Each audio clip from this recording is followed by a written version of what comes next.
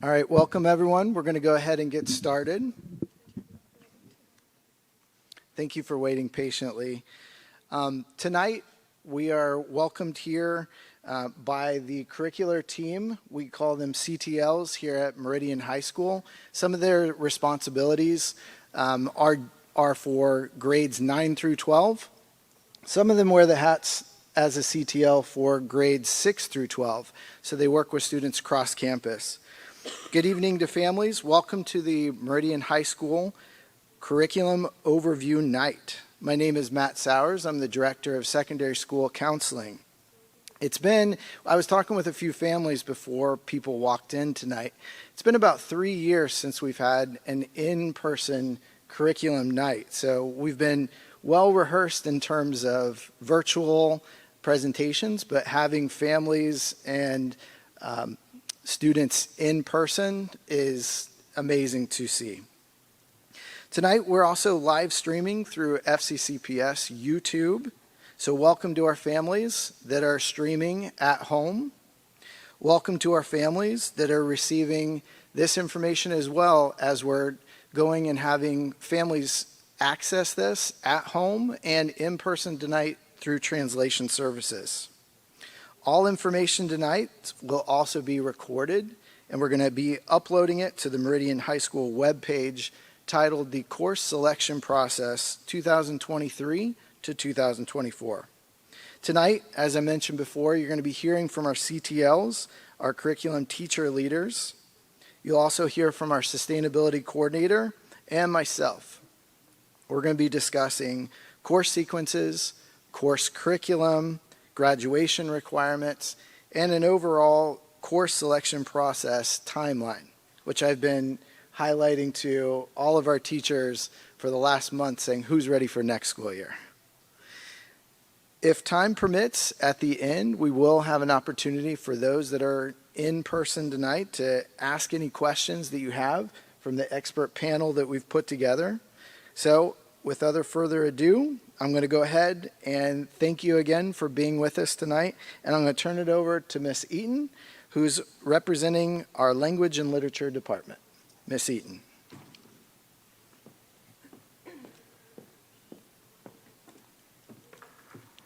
Hello, everybody. Okay, so language and literature. Let's talk a little bit about 9th and 10th grade. We can get started there. They will follow our middle years program curriculum. Whether the student takes a regular 9th or 10th grade course or an honors 9th or 10th grade course, the curriculum, the units of study should all be relatively the same. Okay, so they should be reading relatively the same material. There will be some difference in that. Specifically in 9th grade, I know that they do follow all the exact same units. They may do them in different order, but they do follow all of the same units. The pace and the rigor of a regular 9th and 10th grade course are aligned to meet all of the Virginia State standards and all of IB's essential learning targets. Most of the work students will have an opportunity to complete during class time.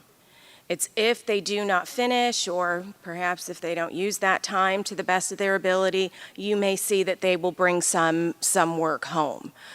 Now, for honors, 9th and 10th grade, they will move at an accelerated pace. They are expected to do all of their reading, whether it is for fiction, nonfiction, poetry, whatever the case may be. Most of that, we expect that they will do that on their own time at home. We will not provide a lot of class time. We'll provide some. Expect more homework, especially those reading assignments. We will spend a lot of time in discussion during class time.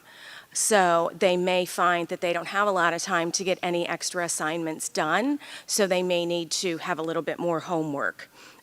We do expect a higher level of sophistication in their discussions daily in the classroom, in their writing, in the texts that they may choose to read.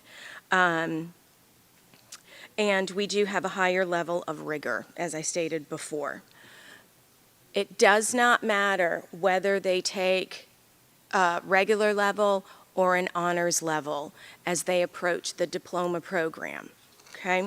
So for 11th and 12th grade, it is IB for all. So they will take either a language and literature standard level course, or they will move into a higher level literature course. So let me break those down a little bit, because those are both 2-year courses. So once you dedicate yourself to whether you're doing language and literature or literature, you remain in that course for 2 years. And the reason we have the students do it that way is because the exams, the IB exams at the end of the year, even though they're called the same thing, they work a little bit differently. So if a student were to take one course in their junior year and then try to take another course the following year, they would have to repeat that IB exam that they would have done the previous year. So let's take a look at language and literature. This is our standard level course.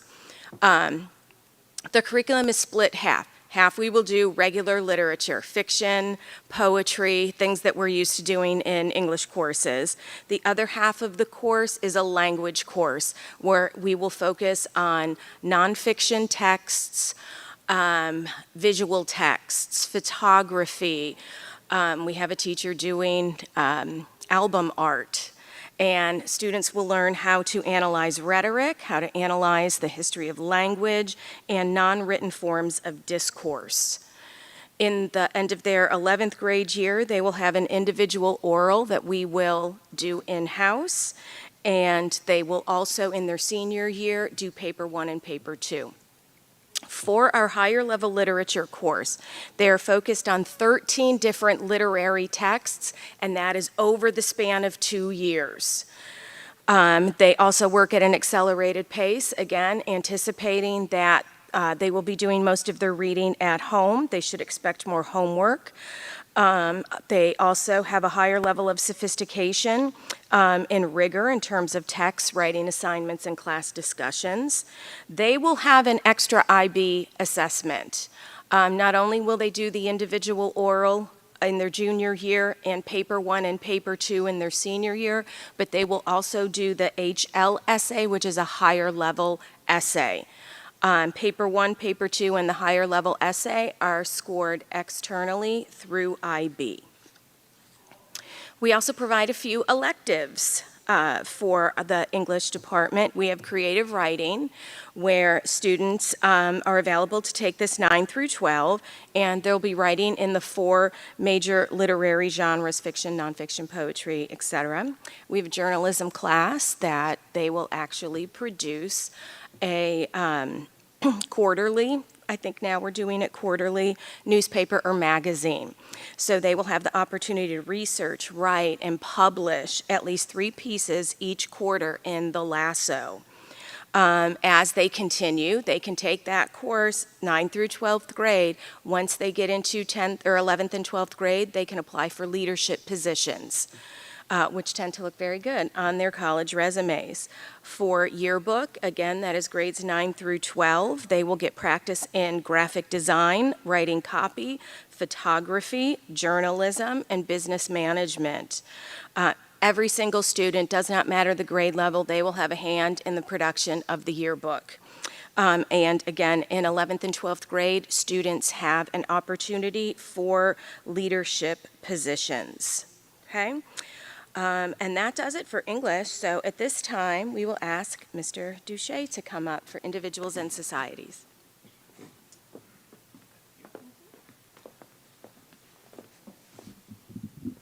I don't know if this goes up. All right, hello.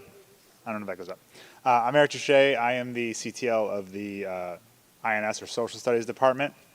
All students in high school have to take at least 3 years of INS through their high school time.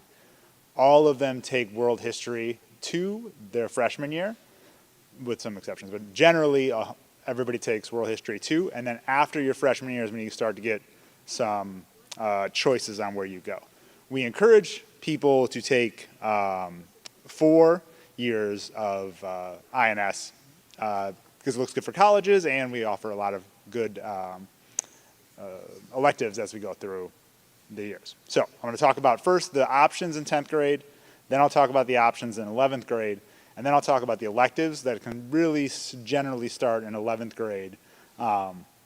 Some exceptions in 10th grade, but where you're going to have many different directions to go. And when we talk about social studies, a lot of times people think history, but we really cover a wide array of different sections. So when you get into 10th grade, you have the option to go to government or AP government. And they teach a similar curriculum, but they vary in certain ways too. So the AP, or the standard government course, focuses on the Virginia SOLs. And there's no SOL exam for this course, but they follow, there's the standards, and they go with that, and it's going to hit all of the common things you would expect in a like civics government type course. AP government is a much more rigorous. They still align with the SOL standards, but they're really aligned to the AP government curriculum.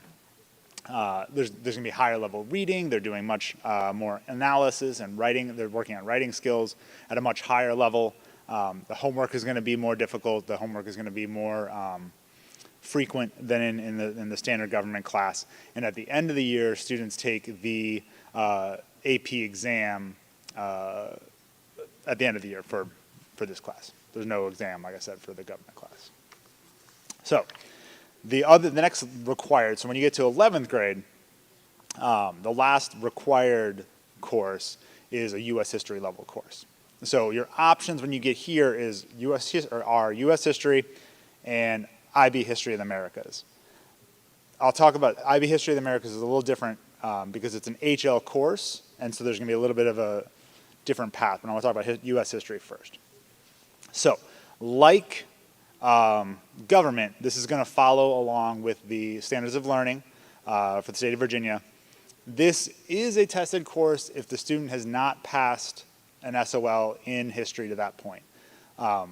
Many students will have passed it in World History 1. If they didn't pass it in World History 1, they could have had a chance in World History 2 if they hadn't passed it there. Then again, they have another chance in U.S. history. Or if you're new to the state, or for many other reasons, if you haven't passed a SOL by the time you get to U.S. history, you would be taking that U.S. history exam.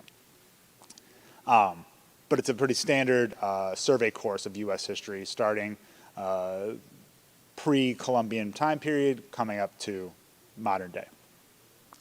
IBHOA is the first part of a 2-year course that's going to partner with IB World History, and I'll talk about how they work together here. But so they're going to cover 3 case studies, if you will, in depth. Rather than covering a survey like the regular U.S. history does, they're going to focus on the Civil War, Cold War in the Americas from 1945 to 1981, and rights and protests in the Americas after 1945. And a key part of this is that I'm saying Americas, not the United States. It also focuses on Latin America and the United States. So it's a more international focus, and they're going to dig deep into those 3 sections. And one of those sections I'll talk about in a second is going to piggyback with the IB World course.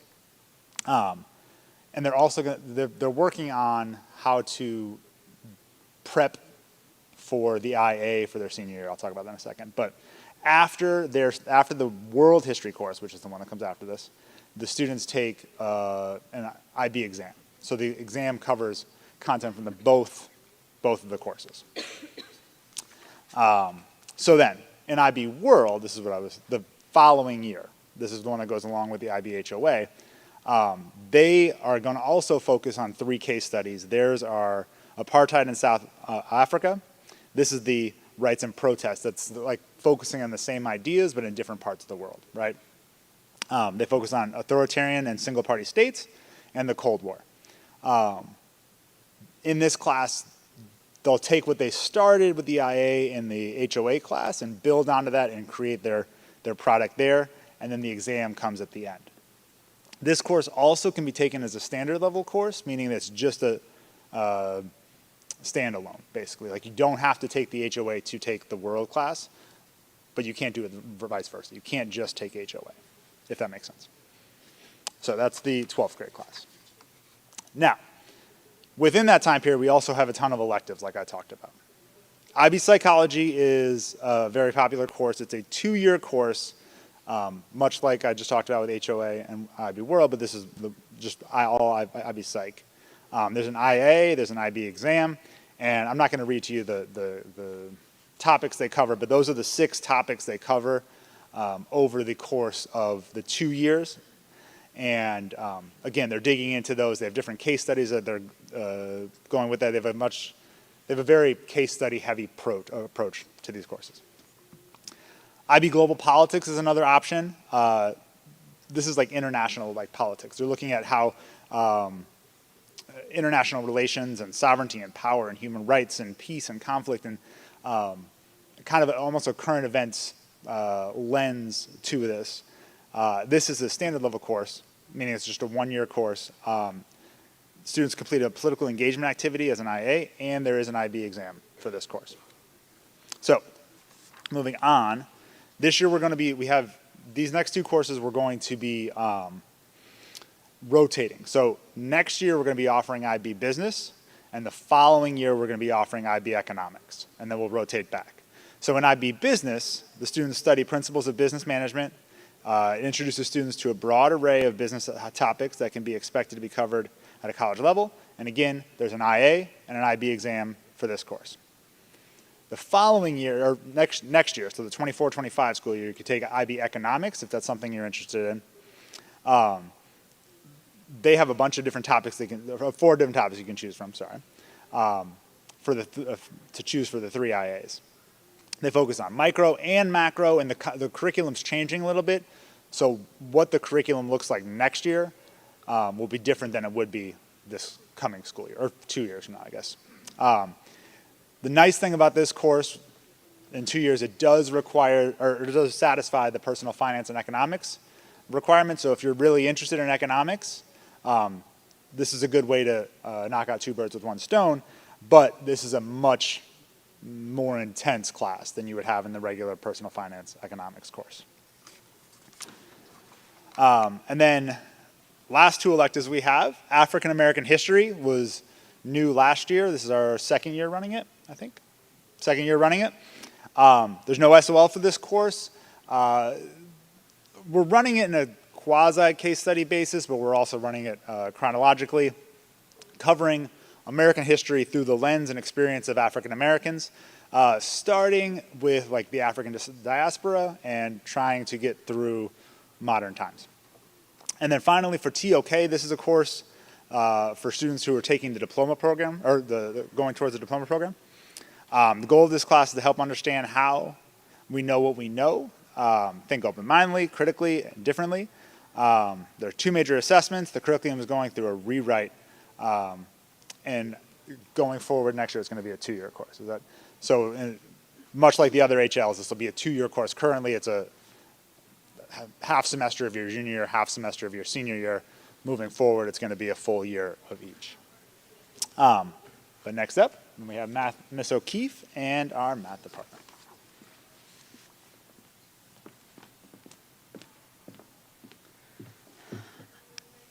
Yep. I was going to explain that actually in mine as well. I'll talk about IAs. An IA is an internal assessment. So for any IB course, if there's an internal assessment, it's usually a paper or a project, and you can speak if it's something different. So a paper or project, it's internal because we grade it and give the score on it, and then versus an external assessment, which is the exams they take in the spring, where they go and then those are sent away to IB to grade. So that's the difference between internal and external. Internally, we grade it, but it's part of their IB score, their IB grade. Externally, IB grades it, and then it's part of their IB score for that course. Does that help? Yeah. I know we're throwing a lot of acronyms out there, too. So, all right. Well, I'm Mrs. O'Keefe, Jennifer O'Keefe. I'm the CTL for the math department. And I know there's always a lot of questions about math, so hopefully I'll get to answer a lot of those here tonight. And if you ever have any more, you now know my face, and we can always share my email so you can send those questions my way. So we talk about graphing calculators. They are used in all of our math classes, so just something to be mindful of.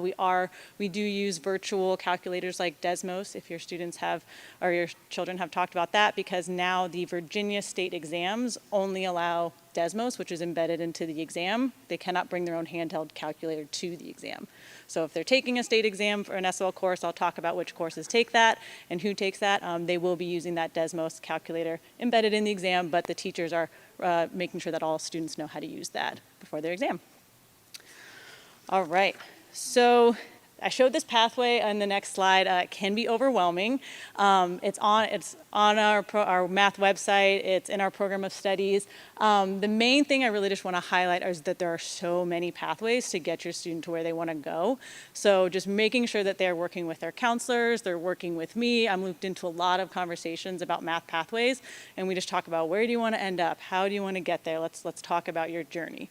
So there's a lot of different ways to get to a lot of different places, and I'll highlight some of these courses. I'm not going to talk about every single course because you can see we offer quite a lot, but I'll highlight some of the ones that people have the most questions about, what's the difference and what's the same.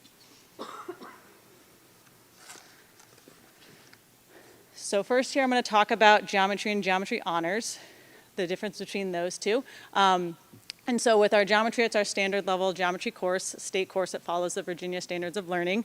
And it's for those kind of seeking more that standard route, and you can kind of read it there. It's going to have tough topics like inductive reasoning and logic. It's kind of the first math class where students go, I'm not doing math, hang on, what's going on? But it also provides a lot of great visuals for students who like to think a little bit more in the visual manner of how math can work with all of the shapes, triangles, and really builds that foundation, especially leading into trigonometry in the future. Geometry honors is for those who have, so students have very strong algebra skills. The pacing is going to be much different and the style of learning is a lot different. It's much more inquiry based for those students that are in that classroom. So really emphasizes that study of geometric proofs, and then it covers all of the topics in the Virginia geometry course, as well as a significant extension into the trigonometry. So you can kind of see a lot of times our honors courses will extend beyond, especially that state level curriculum.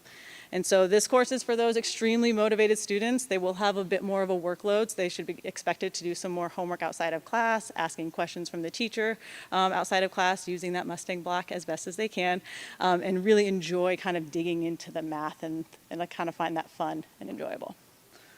So now we'll go on to the next one. So then we can move on to Algebra 2 and Honors Algebra 2 Trigonometry. So between these two courses, those that were in regular geometry tend to go on to Algebra 2. It doesn't mean you cannot go into Honors Algebra 2 Trig. The best thing students can do is talk with their teacher about, is this the right fit? I'm thinking about going the honors route. What do you think? And then they can kind of make sure they have, if there's anything they want to do to prepare them for that course, they can work with their teacher to do so. So Algebra 2 is going to build off of those skills mastered in Algebra 1, and we weave in a lot of Algebra 1 into geometry because we know that they're heading into Algebra 2 next. So there's a lot of that reinforcement of Algebra 1 skills, and it really prepares students for either of the standard level courses. We will say that traditionally it prepares them for the applications and interpretations course, which I'll get into next, but students can move into the analysis and approaches year 1, which is that IB Math AA year 1, as long as they do some supplemental kind of trigonometry foundational building. It could be done with their Algebra 2 teacher at the end of that year if they've communicated, hey, I'm really committed to wanting to go into this analysis and approaches course. Can you kind of help me out? Teacher can provide those materials. It can be completed over the summer, just something to help them make sure that they are really ready to go, because that is a little bit more of an advanced course. Honors Algebra 2 Trigonometry is an accelerated pace because it is for students with very, very strong algebra skills. They're going to do the entire Algebra 2 curriculum in 3 quarters of the year, and then they spend an entire quarter on trigonometry. So you can understand that pace is going to be much quicker. We're doing one course in 3 quarters and then adding on. So really for the same kind of subset of students who kind of enjoy it. Again, if maybe they weren't enjoying geometry at first, but now they've really kind of hit the ground running with their math life and they want to make that jump into honors, they can do that. Just talking with their teacher can be the best thing. And so to master the content, students should expect to do a significant amount of work outside of time, or just making sure that they're using their class time and use effectively and getting help when they need that. So I'll pause here to talk about the standards of learning, the SOL exams for the state. So for Algebra 1, Geometry, Algebra 2, students might have to take that test at the end of the year. All students need to pass a Virginia Math SOL exam in ninth grade, or 9th through 12th grade. So whatever course they're in ninth grade, they will take the SOL for that, whether they're in Algebra, Geometry, or Algebra 2. The end of their ninth grade year, they'll take that. If they're a new student transfer in, then they'll need to take and pass an SOL exam for math. Once they've passed it, they passed their exam in ninth grade, then they don't have to take another Virginia SOL exam for math, which is really nice. It's kind of a newer thing in the last couple years. All right, so moving on, for those if they're not really interested in seeking out some IB math courses, we do have 2 wonderful courses here for preparing, especially for those who are seeking some post-secondary opportunities in the more probability and stats and data science fields. So between these 2 courses, students can take these in 11th or 12th grade. They're really good options for those that are seeking some more prob and stats and data science fields. Probability and statistics is for more of a small scale data set. And so it's going to involve quite a bit more mathematics on their calculator, really analyzing data sets, figuring out what the best method for solving is, and investigating, collecting data, all of those things, versus data science is a brand new Virginia course. It's being piloted this year in many schools. We'll be running it next year for the first time here. And it's really kind of more that big picture data set, really talking about how do you tell stories with pictures? How do you tell stories with data? How are they misleading? What is this graphic telling you versus what is it not telling you? And so it is much more project-based. They have quarterly projects within that course versus kind of more of the traditional math course of like quizzes, tests, and things within that nature. You can read more about that one in there, but now I'll move on to the IB courses. So for IB Math at the standard level, we have 2 different options. We have the Applications and Interpretations course and the Analysis and Approaches course. They use as many words as possible, so bear with me as I go through those. I'll sometimes call them AI versus AA, but I'll try to use the full name as much as I can. So both of these are 2-year courses. They're standard level, but they're 2-year courses. They covered the same 5 general topics, but how they go in, or how deep they go into those topics varies quite drastically between the courses. And so those 5 topics will be number and algebra, functions, geometry and trigonometry, probability and stats, and calculus. So yes, every single IB course, if you take both years, studies calculus in some way, shape, or form. How deep they go into it depends on the level of course that you're in. What topics you specifically study depends on the course that you're in, but they will all cover some base calculus topics. In Applications and Interpretations, this really emphasizes the meaning of math in context. So we're going to do a lot of modeling. We're going to use the calculator a lot to really analyze what's going on with this function, how is it changing, really kind of think about those real-world application problems and modeling the mathematics. Analysis and Approaches is going to be more geared for those that have really strong algebraic and manipulation skills when it comes to mathematics. So they're really good at manipulating mathematics and enjoying kind of recognizing the patterns, especially without a calculator. Because within the Applications and Interpretations course, the students will always do their work with a calculator. On the 2 external exams they take at the end of year 2, they have a calculator on both of them. But for Analysis and Approaches, at the end of the year 2, when they take their 2 external exams, one is with the calculator, one is without. So you can kind of see the difference there of the expectations of what they're able to do mathematically. And just a little bit about that calculator use. So I would say the honors Algebra 2 Trig is what traditionally feeds into the Analysis and Approaches year 1 course.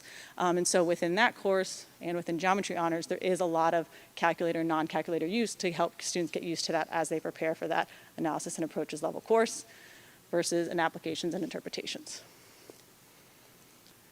All right.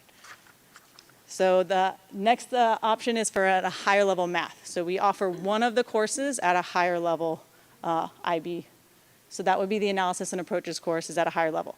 So Analysis and Approaches year 1 is year 1 for both standard level and higher level.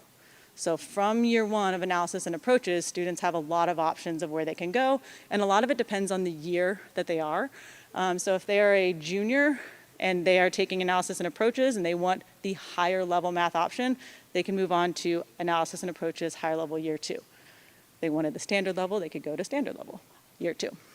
If they are a sophomore in Analysis and Approaches year 1, they will go on to AB Calculus BC, which is an extension of the analysis and approaches course, specifically because it goes way farther into calculus topics than even the IB math analysis and approaches higher level course has in the syllabus. So it really dives into calculus.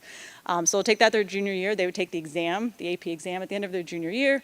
They would move on to analysis and approaches higher level year 2, their senior year, and they take the IB exams at the end of their senior year. Yeah, yeah, sure. Okay.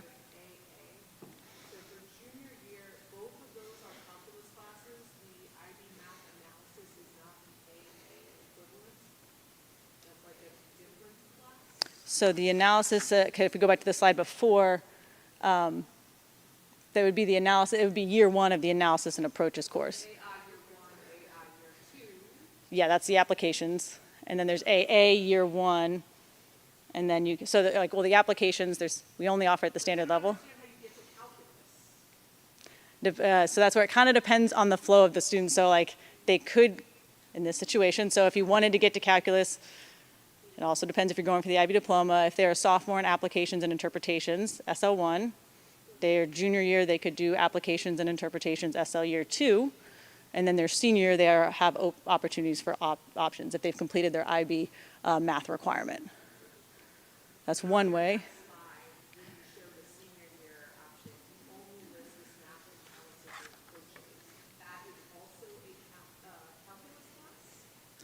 The analysis and approaches, no, there's a separate course. AP Calculus BC is a whole separate course, and you can get to it a bunch of different ways in that chart. And that's like, so I'd be happy to kind of sit down and talk about pathways with you. Correct. No, I'm saying this is a potential pathway of students. It's absolutely available senior year, and now I think I'm understanding your question more. We do have a lot of students take it senior year. Another common path is to take your analysis and approaches year 1, sophomore year, analysis and approaches standard level year 2, your junior year, and then take BC Calc as a senior. So if you don't go for the HL route, so it kind of depends if they're going the SL route, the HL route, what year they are, if they're going for the IB diploma, kind of all those things, and that's where we had those conversations to say.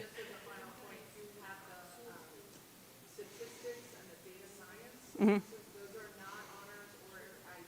Those are just elective. Correct. They don't put you on this path for calculus. Correct. They're kind of elective. They're elective courses, non-IB courses. Yes. Mm-hmm. Yeah. I'm sorry. What's the BC? BC. So like with calculus, it's we've got. If you kind of think about traditional, it's 2 semesters of college level calculus. So there's traditionally been AP Calculus AB, which is 1 semester of college level calculus. It's AB and BC is all encompassed within BC. Yeah, that's a good question. Could you go back to the flow chart? Because I don't understand how we get 8th grade to here. Do you want me to, yeah, 8th grade to here, so the flow chart, I can put it up there.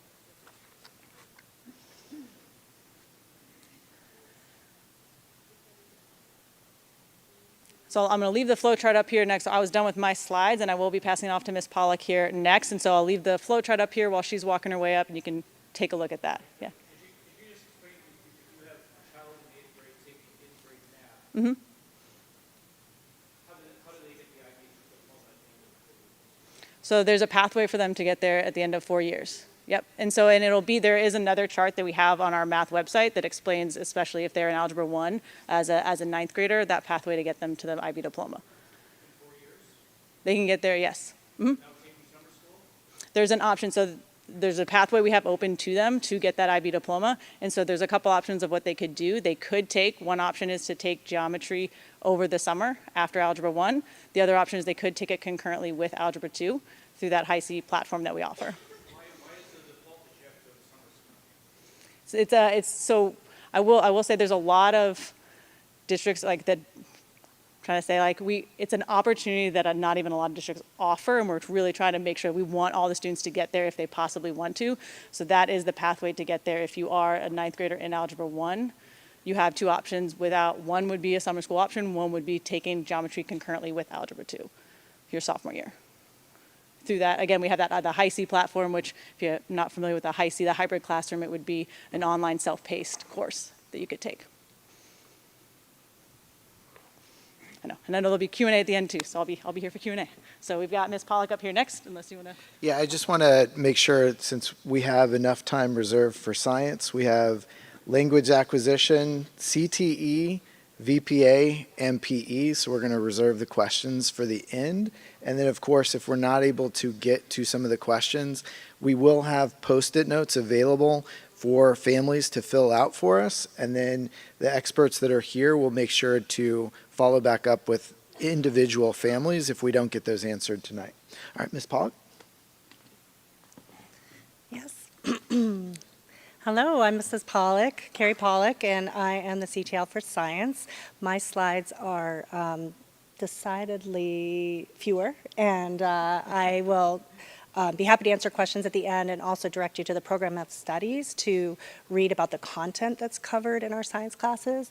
But these are the classes that we offer at various levels. So if we go to the next slide, you can see here it is recommended by the science department that each student take 4 years of science at Meridian, although students can graduate with three science courses in 2 different disciplines. The advanced diploma requires 4 sciences in 3 different disciplines. The disciplines are earth science, biology, chemistry, and physics. Computer science can be taken as a science course, but it does not count as an extra discipline in science.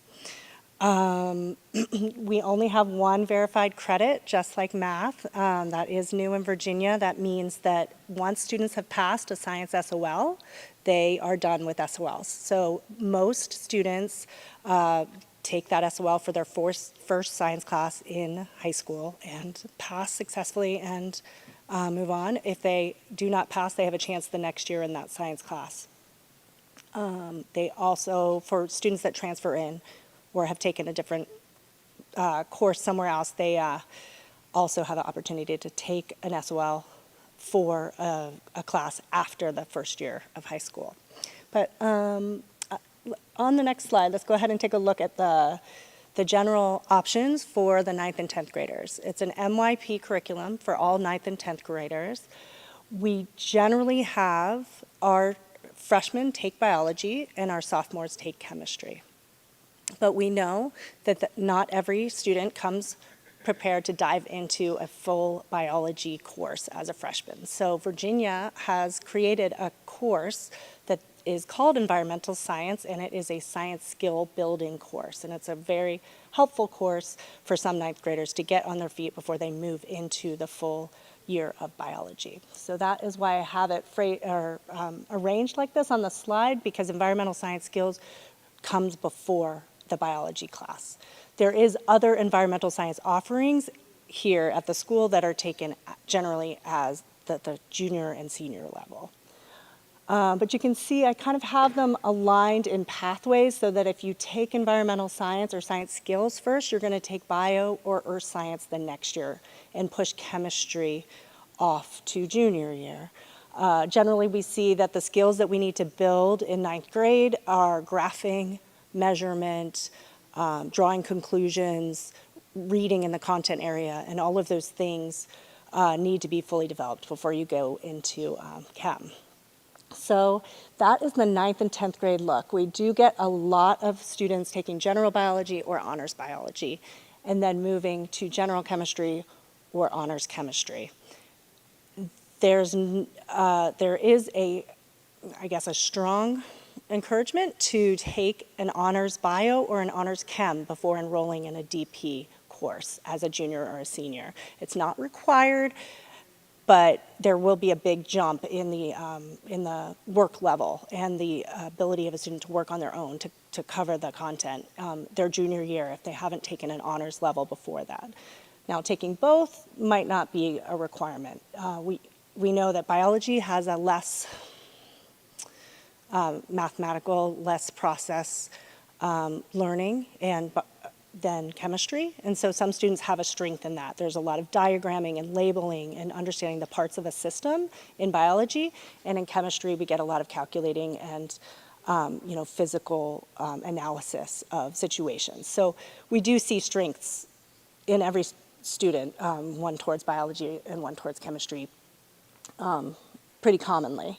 So that is a question we get a lot for 9th and 10th graders. Do I have to take honors bio? Do I have to take honors chem? So that's one thing to consider for your students. Earth science is also offered for 10th graders, 11th graders, and 12th graders. It is not offered at the honors level, but it is an option more advanced than the environmental science and more like biology in that it is systems based and you're looking at all the content from the systems perspective. So I included the 9th and 10th grade pink and yellow years at the top to show you if a student is starting in environmental science, there does need to be a shift, much like Ms. O'Keefe was talking about with either a dual enrollment or a summer course to get to the most options by your 12th grade year. But generally what we find is students that end up in the HL courses in their senior year, the HL2, they have taken the honors bio or honors chem as freshmen or sophomores, but does not mean it's not possible. So here you can see in 11th grade, we start to see the beginnings of our second level Virginia State courses. So we offer earth science, biology, and chemistry all at the second level state general level. So that is a really nice variety for our students. We also offer the IB diploma program courses at 2 levels, the standard level and the higher level. Higher level courses are always 2 years. Standard level courses are often 1 year. We have the benefit at Meridian of offering 2 standard level science courses over the course of 2 years.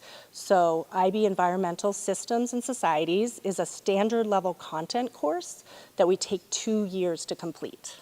And it becomes a very different course, and it's very accessible for every student. And in fact, it's a nice combo with your highest achieving and highest interest science students to combine with an HL science course at the same time. The same thing with SL physics, with all sorts of combinations of how to offer physics at the school. We really do try to offer what's best for the students in their interests and for their academic goals. We are offering physics as an SL course over 2 years next year, which is a very wonderful, awesome to have access to physics. You can also take physics SL1 as a senior. It will be run very much like a honors general like sophomore level physics class in the first year with the IB advanced level offered in the second year, so that students have a chance to get their base level of physics under their belt before they jump into an IB physics class. We do not prioritize, but we just encourage IB course participation, and so this idea of taking bio and chemistry in 9th and 10th grade is a preparation for those IB courses in junior and senior year. And they're possible for all kids to take. They're available at all different levels. And then those courses also can help students take the second level Virginia State courses. So I think that is, well, this is in the program of studies. The descriptions of each of these courses are there. And if you have questions about the way I've arranged it, I'm happy to answer those afterwards or to answer them in writing and get back to you individually. That's it for science. I'll pass it off to Ms. Garcia.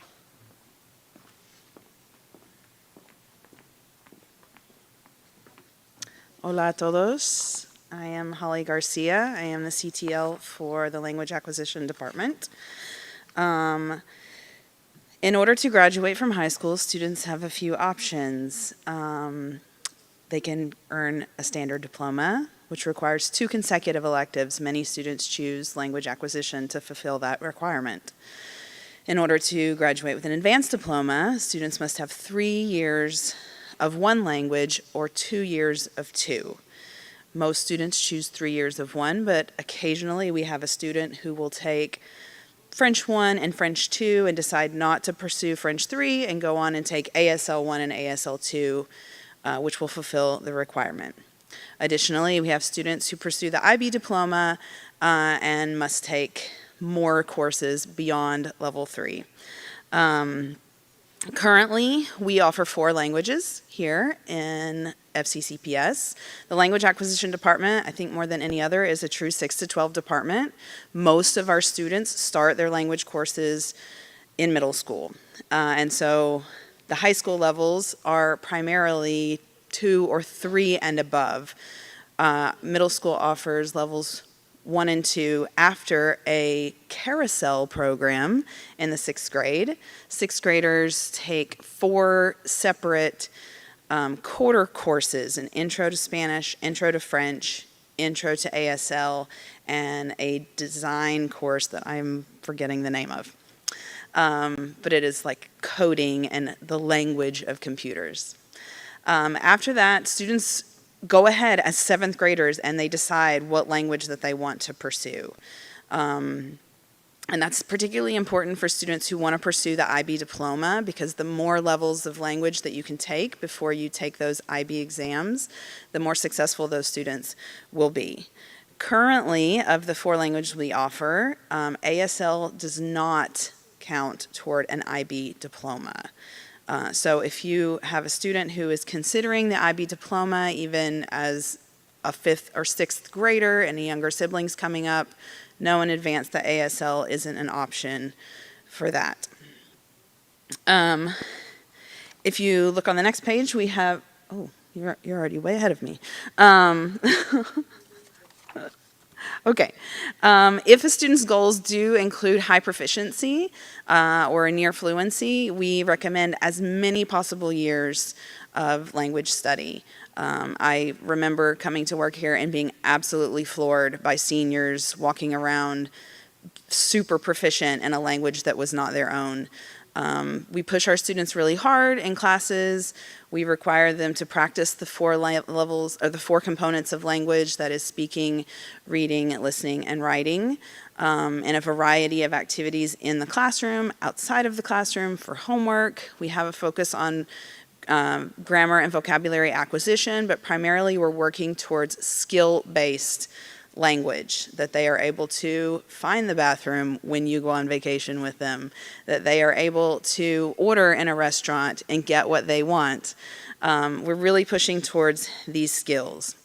And as such, even in the required for the advanced diploma levels 1 through 3, we are pushing kids to write and to speak in these languages, to produce language and not just hear it and interpret it. So 1 through 3 is the primary focus of our department, but of course we move past 1 through 3. Students who want to move into 4 in Spanish have an option to take AP Spanish, which sets them up really nicely for the DP courses. DP courses are offered currently in Spanish, French, and Chinese. And there are the 2 options, as have been mentioned by other departments. Students can choose to take their language acquisition course at a standard level or a higher level. Regardless of that choice, those courses are 2-year courses. They do include an IA, an internal assessment, that is a conversation rather than a project or a paper. They have to research some current events, use the materials that they've learned in class, and converse with their teacher. Part of that is like a monologue. They talk for about 2 minutes in the language, and then they engage in a conversation, interview style, sort of, with their teacher. At the end of that SL course or that HL course, they'll also take Paper 1 and Paper 2, which are externally graded, as Ms. O'Keefe mentioned.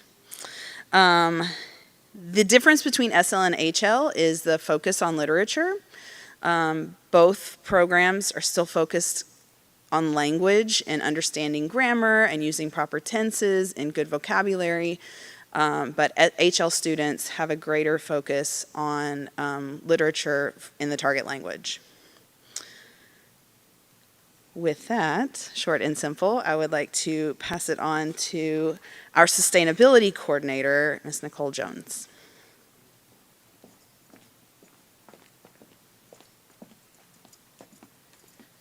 Hi, everyone. Good evening.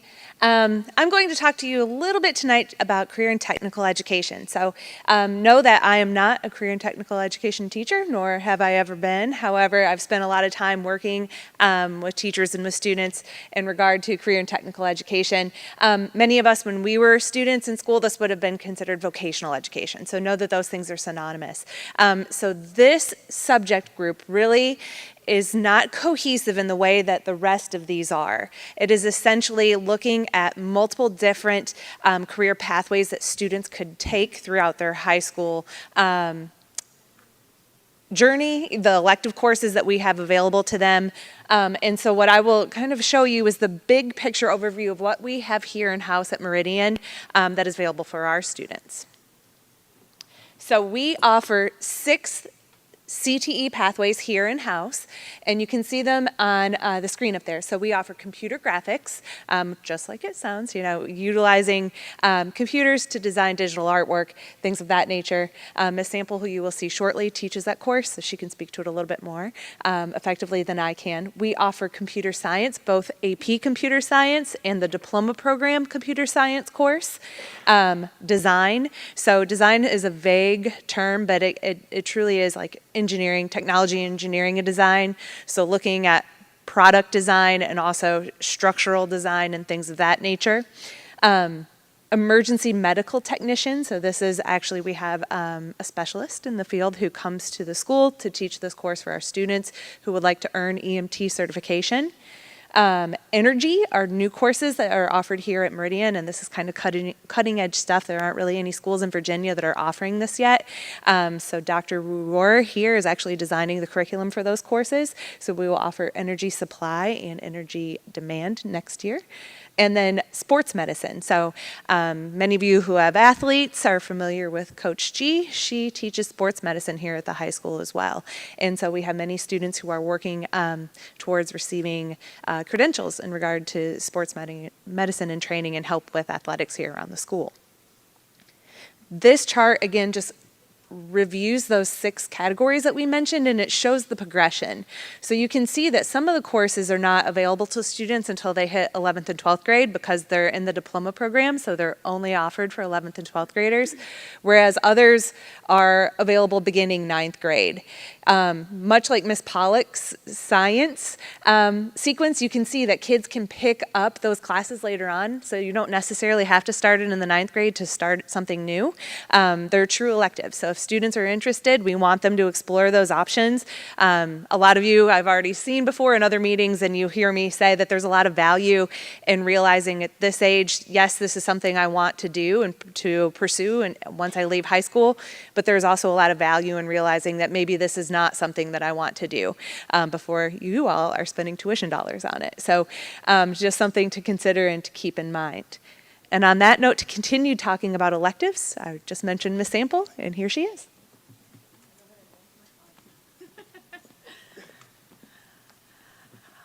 Hang in there, folks. We are working our way through the curriculum here tonight. So I went ahead and advanced my slides. So my name is Jamie Sample, and I teach choir here at Meridian. This is the first year that I'm also teaching choir at Henderson, and I do teach one of our sections of computer graphics. I see a couple of my students here looking at all of their options. So I think a word that you've heard a lot this evening is rigor. Academic rigor is a huge part of our culture here in Falls Church City. And I think one of the things that we also strive for our students is balance. And one of the ways that we explore, find a creative expression, find those moments to change gears is in our electives. And I don't want to say that they are any less rigorous than our standard core requirements. There's a great deal of rigor, but it's a different way of expressing, it's a different way of coming together. So you can see here that we have a lot of options for our students, finding ways to express themselves, finding ways to take those risks, finding ways to broaden their expressive abilities and their experience and reflect upon it and share those experiences with us. In our visual arts departments, we have our Art 1, Art 2, Art 3, Art 4, and for some of our students, when they're looking at participating in visual arts, they're going to go from that Art 1 to Art 2, and then they're going to go into IB Art. There's a significant amount of writing, reflection, historical aspects involved in that. Some of our students are looking for a change of pace in their visual arts, so maybe they're going to continue into that 3-4. We also offer photography 1 and 2. We're one of the few schools that still offer a dark room and film experience for our students. So while they do amazing work with digital art, they work with manipulating that art through our Adobe platforms, they also have that experience of going into the dark room. What is it like to work with that chemistry, developing, using that actual film experience? Our ceramics program is growing since we entered this building. I think every year we've added a section of ceramics, so students have the experience of both hand-built ceramics and throwing on the wheel. We have our kilns in-house. They're producing some really beautiful work. You can see it throughout the building throughout the year. It's a great experience for them. In our theater program, Theater 1, Theater 2, IB Theater, at both the HL and SL levels, and you've heard a lot about SL and HL tonight, so I'm not going to dig into that for you. I think you've got that part, and if you have questions, we're happy to answer it later. What we are thrilled to offer this year is technical theater. So for our students that want to get behind the scenes, that want to support in different ways, we have our technical theater class, and I'll say this year it's been a great benefit to our school.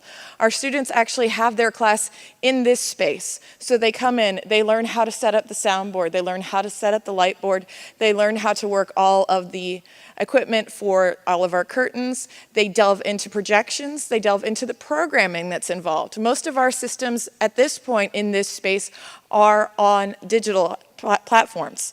So it's a different way of creating, it's a different way of participating in that performance.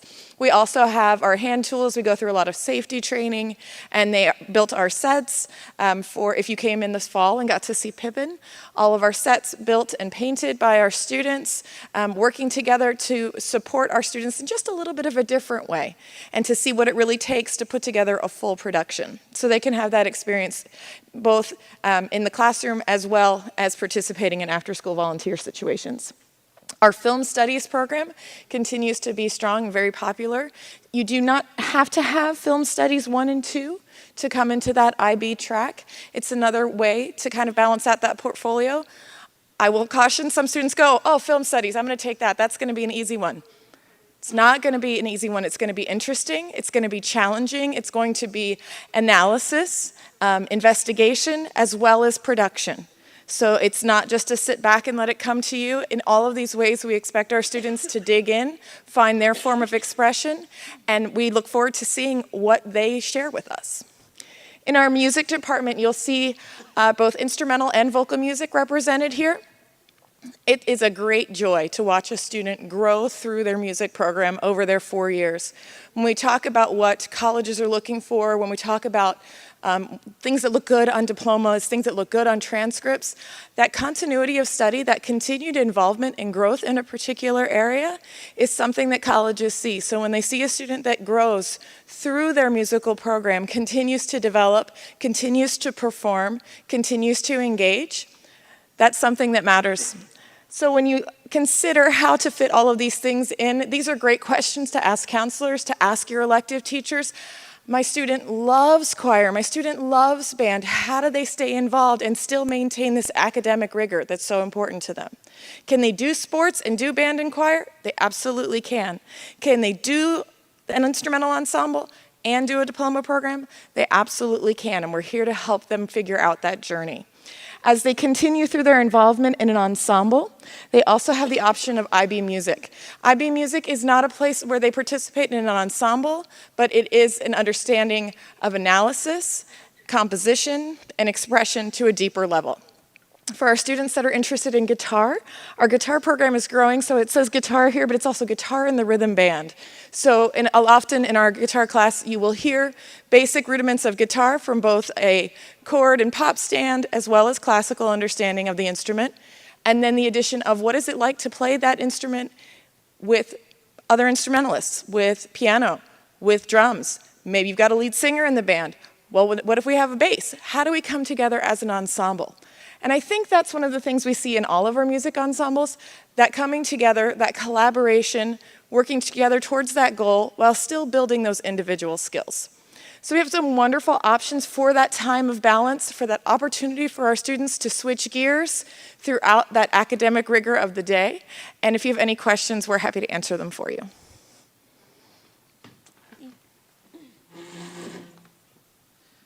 All right, so last up, we've got physical education. Our CTL for physical education 612 is Mr. Mark Coffrin. He's unfortunately not able to be with us tonight, so I'm going to speak about PE and our health program. So on this, this will be one of the last few slides that we'll cover this evening. I just wanted to highlight, because I know over the last couple of years, with me being the new director of counseling here, across the buildings. These are some of the information that I definitely wanted to convey to families that seem to be pretty unclear over the last couple of years for our juniors and seniors.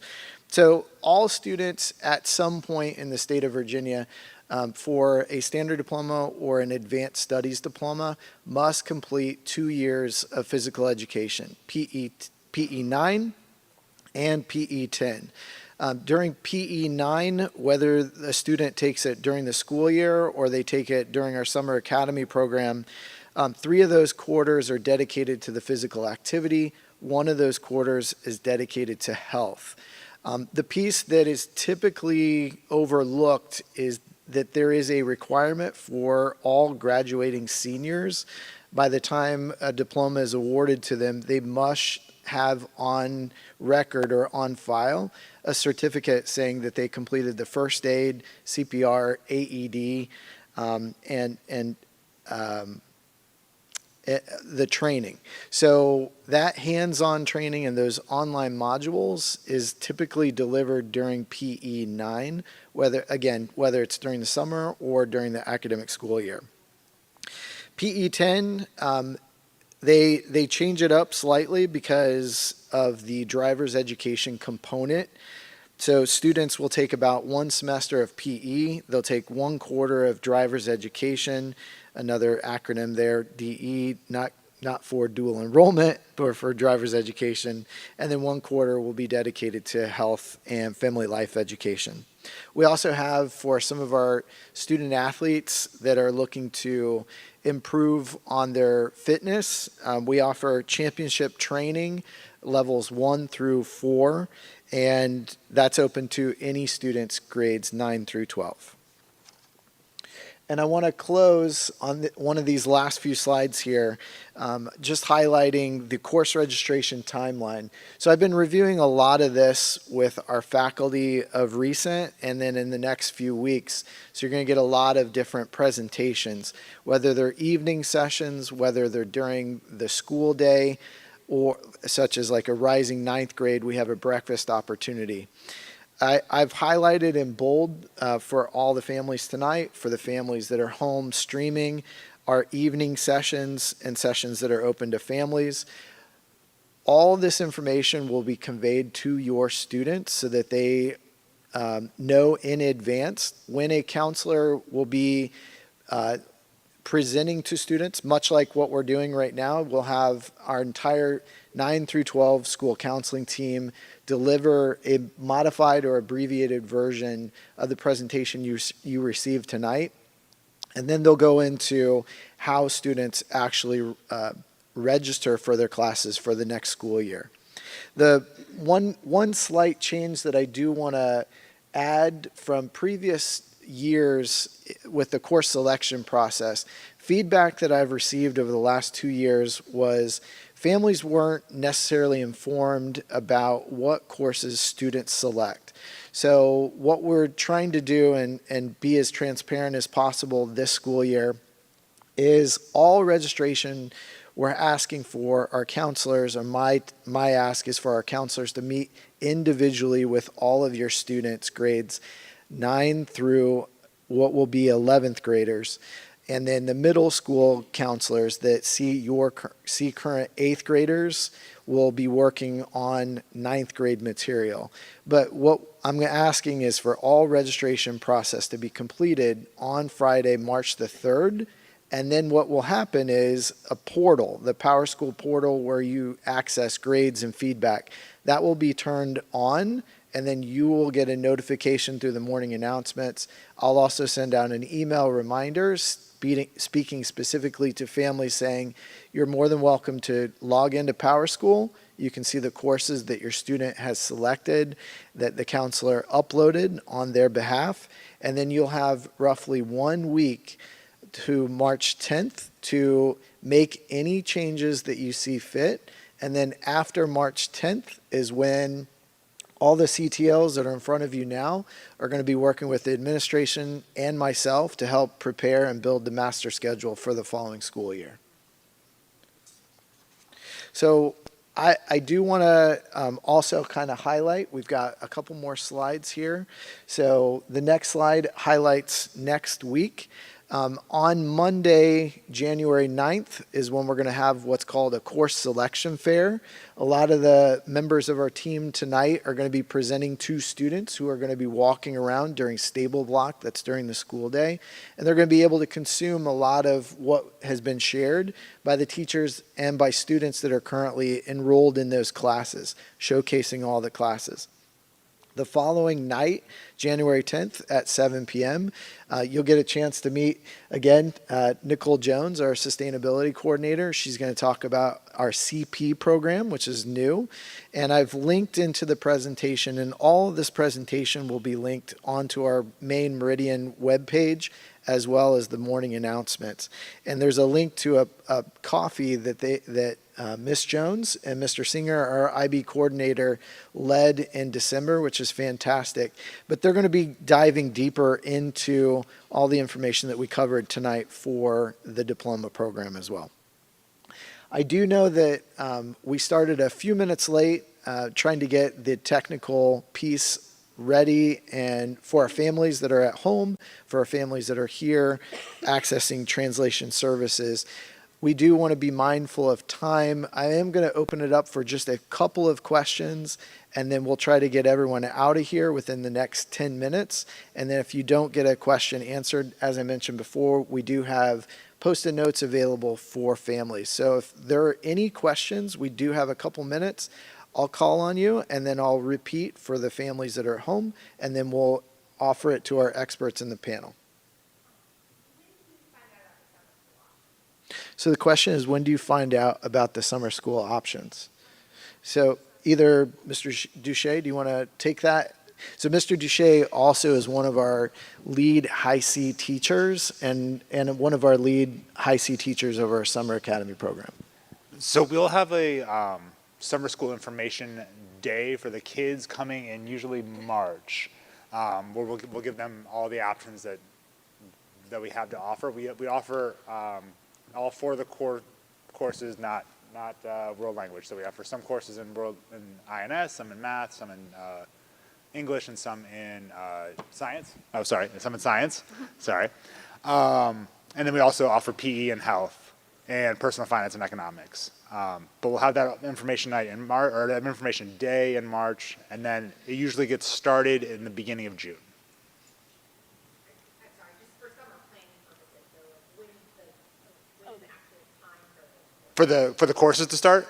So we'll start them virtually June 1st, usually. So a timeline that we were working on last school year, and again, this information is going to be posted here very, very shortly. The administrative team has been meeting over the last couple of weeks to identify summer dates. But essentially last school year, February, March, we were doing the planning phases. We put together a full summer academy manual that's all virtual, and we post everything online. And then last year we had students come in, much like what we're doing right now, and it's open. They get access to the manual, and then that's when they fill out a form. It's just an electronic form. Any student can fill it out. It goes to a counselor, and a counselor approves it, signs them up, and puts them in the class, and then they can start right away. Probably our most accessible high C or summer academic classes, I would say, would be personal finance or economics, based on where the student is at, as well as our PE programming. Yes, ma'am. I just wanted to clarify for the languages. It said that for the advanced diploma, you would need 2 years of one language, but that is measured not by years in high school. That's measured by level of language. Is that correct? So the question that's asked, and I'll let Ms. Garcia take this for those at home. The question is about a standard diploma and advanced studies diploma and looking at the options to earn that advanced studies diploma, looking at course levels or years in school. You are correct that a student potentially could finish with the advanced diploma requirements at the end of their 9th grade year. If they took, say, Spanish 1 in 7th grade, Spanish 2 in 8th grade, Spanish 3 in 9th grade, they could potentially be done. Of course, we want them all to continue on. And I'm glad I have the opportunity to mention that students can participate in the DP courses in language without pursuing the DP diploma, which I think is true in all disciplines, and I'm not sure it was stated, but we want them to go as far as they will. A recommendation, since we are an IB diploma system, we have MYP, which a lot of you are familiar with, starting in 6th grade, and it moves all the way through 10th grade. And one of the tenets is that we want our students to get exposed to language acquisition for 5 years. And that's our goal, to give students access for 5 years, starting with the carousel in 6th grade and then leveling through all the way to high school. So many will complete.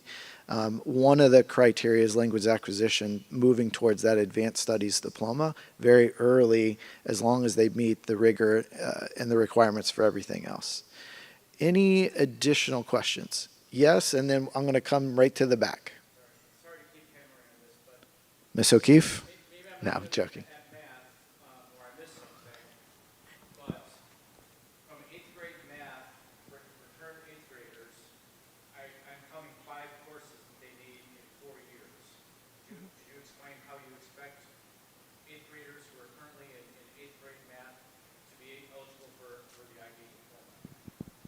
Yeah, so that is one of the benefits. Sorry, Ms. can you repeat the question? O'Keefe, can you reiterate the question just for those at home that can hear that? Yeah, so the question being a student who's in Math 8 as an 8th grader who'd be going on to Algebra 1 as a 9th grader, being able to get the IB diploma from a math perspective. So I am only speaking from that math perspective because, as we all know, there's a lot more elements going into the full IB diploma.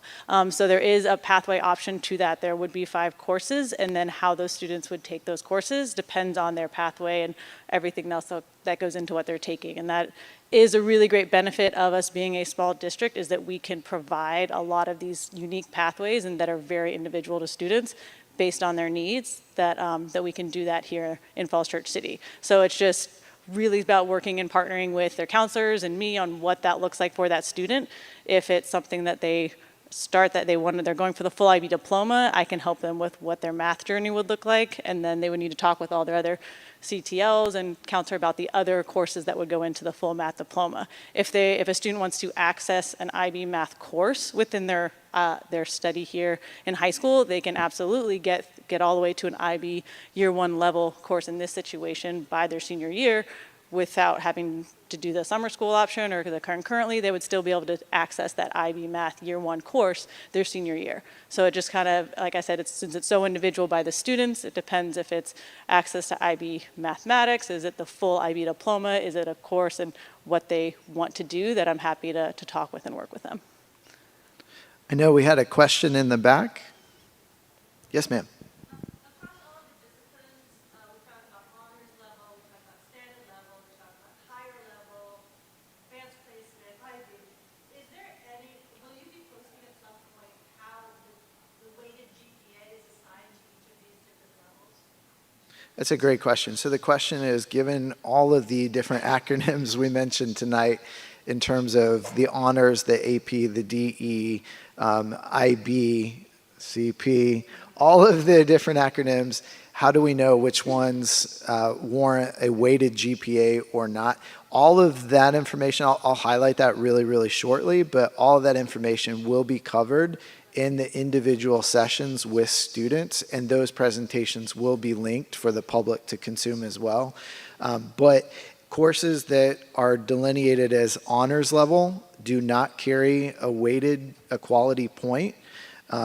For our classes that are dual enrolled, AP, and for the advanced placement, all of our IB level courses are all considered the quality extra point. So for For what that means is if I'm a student and I earn an A in one of those three that I just described, then that would be considered a 5.0 instead of a 4.0 for a grade point average or a GPA. That's a great question. Yes, right here. I just have a question about how the service learning requirement, I'm confused about the service learning requirement, what it is, where it fits. My freshman came home, like, I have to do 100 hours by April. It's like, what? Yeah, so I'm going to have Ms. Jones answer that question, and then we'll wrap up for the night. And I do know we will get into that more in depth on the 10th next week for the IB night. But Ms. Jones, I'll let you take that, and then we'll finish by thanking everyone for coming, and then we'll highlight ways to answer additional questions. So I think the service learning question is a great one. So there was a question for those of you at home about service learning and hours. And I think the important thing to understand is the answer is going to be different depending on the program that the student is in. So if it is a diploma program student, a student who's in grades 11 and 12, those students have to earn what they call CAS hours. It may be a term familiar to some of you, but if not, it stands for Creativity, Activity, and Service, and those students are working towards that over grades 11 and 12. In the middle years program, Dr. Dippold had rolled out an MYP certificate several weeks ago. I know it went home in the morning announcements, it went home through messages from Mustang Alley, and it notes offering a certificate for students who successfully finish the requirements of the MYP. So that is essentially completing all your coursework in grades 9 and 10, along with the service requirement and the personal project. So it depends on what program you're talking about, which I know is not a clear and easy answer, but also know that we will get into the nuances of CAS and service learning for the career-related program next week in the session that we have coming up about DP and then the career-related program or the CP. I know that this is a lot of information, it's a lot of jargon, it's a lot of acronyms, and it's like drinking out of a fire hose. Mr. Sowers mentioned that there was a parent session in December, right before we went on holiday break. And some of the communication that went out in the morning announcements as a follow-up to that included the presentation and also almost like a glossary of like IB terms. What does this mean when I hear this, right? And I would strongly encourage you to go and reference that if there's something that you have a question about, and know that we will re-communicate that information out again as well, okay? And on that note, I know that there are folks who have questions that we did not have time to get to. However, it is 8:30 on a school night, and everybody has families at home, so we need to get them there. If we did not get to your question, please know that I can meet you in the back door with Post-it notes and pens, and you can jot that down, and what we will do tomorrow is we will sit down and answer those questions, and we will push out communication to you all through the morning announcements or our school-based communication so that you can see the answers to those, okay? On that note, thank you all for coming. Mr. Sowers, any closing comments? Yeah. Thank you for those who are watching us at home. I hope you have a wonderful evening, and we'll see you all bright and early tomorrow.